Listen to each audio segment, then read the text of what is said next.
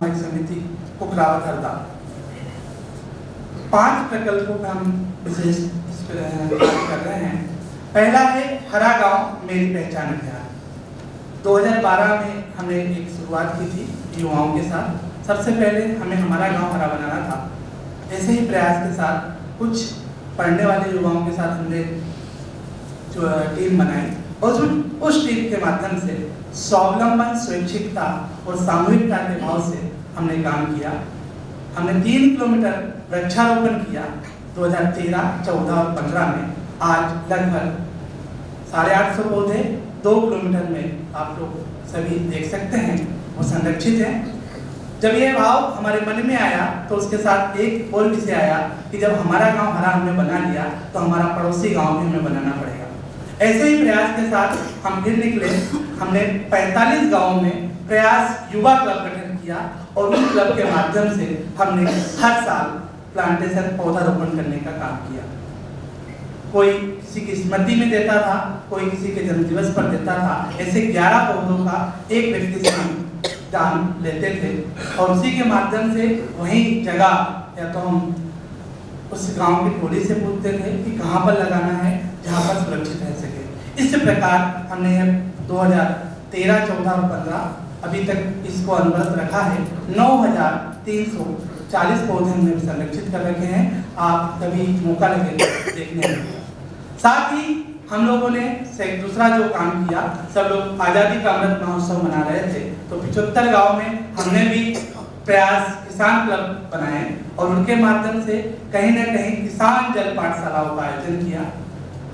वह अभी भी इस सत्र में भी चालू है और हमने पिछले साल जो था 10 गांव में बैठकें की और किसानों को व्यस्तम समय रहता है तो हमने रात्रिकालीन बैठकें की। ग्राम चौपाल के माध्यम से उनसे चर्चा की कि आपका गांव जो है इसमें हम जल संरक्षण किस प्रकार से कर सकते हैं। तो वहीं से विषय निकल के आया कि जल संरक्षण, जल की खेती भी हमने प्रारंभ करना चाहिए। तो जो ढलान वाला एरिया है वहाँ पर खंती लगाने का हमने विचार किया और हजारों लीटर पानी संरक्षित करने का प्रयास पिछले 3 से 4 गाँव में हुआ है। अब उसके परिणाम निश्चित ही हमारे बीच कुछ समय बाद उपस्थित रहेंगे। हम लोग निश्चित ही सामूहिकता के भाव से काम करते हैं और 10 गाँव में अगली बैठक अप्रैल और मई महीने में होने जा रही है। उसकी कार्य योजना हमने बना दी है। हम लोग की संस्था के माध्यम से हम लोग एक गौशाला का भी सफल संचालन पिछले 1 वर्ष से कर रहे हैं। हमने ये बहुत बड़ा जो विषय आया कि समाज का सहयोग कैसे हो। हमने गौशाला का जब संचालन किया तो मात्र हमारे पास 12 टैंक भूस था और हमने जून माह में चालू किया था और उस 12 टैंक भूस 60 गायों के लिए अपर्याप्त था क्योंकि वो 2 से 3 महीने में हमारे बीच अपर्याप्त हो जाता है। तो प्रत्येक वर्ष अंतर्राष्ट्रीय महिला दिवस हमारे यहाँ मनाया जाता है 5 से 7 गाँव में। उनके माध्यम से एक सेक्शन हमने डिवाइड कर दिया कि इन गाँवों में हमको पहले महिलाओं को सशक्त करना है। तो वो 5-7 गाँव जो हमारे बीच में है वहाँ पर हम लोग क्या करते हैं, महिला दिवस के 7 दिन पहले एक प्रोग्राम डिसाइडेड एक दिन सब जगह करते हैं। कुर्सी तोड़ और विभिन्न प्रतियोगिताएं, डंडे लगाओ प्रतियोगिता, नींबू, उनके माध्यम से हम महिलाओं को व्यवस्थित बैठाते हैं और वहाँ पर उनके कार्यों को लेकर, उनके अधिकारों को लेकर जागरूक करते हैं। साथ ही हम ये बताने का प्रयास करते हैं कि किस प्रकार से हम आगे बढ़ सकते हैं रोजगार के रूप में। तो ये उसका परिणाम हुआ कि हम जैसे ही कवर करते हैं आज की स्थिति में एक कार्यक्रम में 60 से 70 महिलाएं आराम से इकट्ठी हो जाती है और बातें होने लगती है।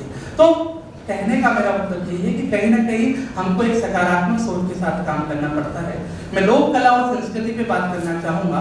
लोक कला और संस्कृति के लिए हमारे यहाँ नारदी भजन गायन बहुत अच्छी परंपरा थी जो हमारे पूर्वांचल में स्पेशल गाई जाती है और इस जो भजन परंपरा है ये विलुप्त होती परंपरा है। इसके कुछ ही लोग हमारे बीच में हैं तो उनका सम्मान समारोह रखा और उन लोगों को हमने प्रेरित किया कि आप कुछ लोगों को सिखाइए। तो ये कार्य भी हमारे यहाँ युवाओं के टोले के माध्यम से प्रारंभ हो गया है।